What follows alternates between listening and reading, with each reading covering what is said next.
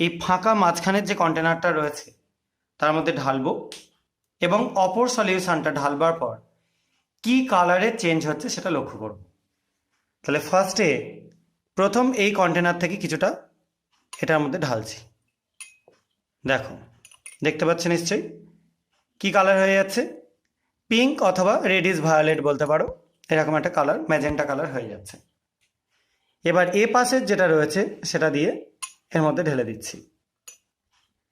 দেখো কি হয়ে যাচ্ছে, কালারটা আস্তে আস্তে একদম চলে যাচ্ছে, কালারটা পুরো গায়েব হয়ে গেল। আবার ফার্দার আবার একটু ঢালছি এই ম্যাটেরিয়ালটা।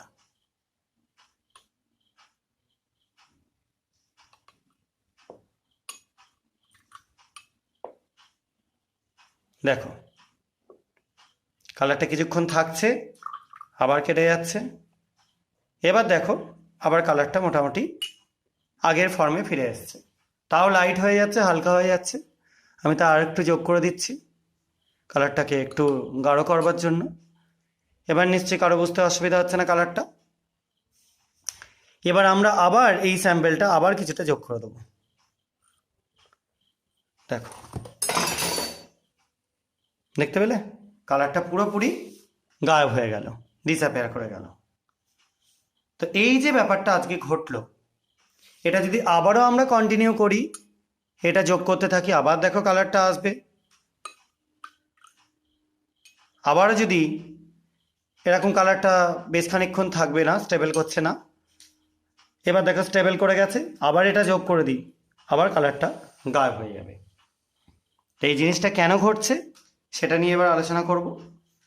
তো আমরা এইদিকে যেটা লেফট সাইডে রয়েছে, যেটা আমি এখন আঙুলে করে দেখাচ্ছি, এটার মধ্যে ছিল একটা ক্ষারীয় বা বেসিক কার্বনেট সলিউশন।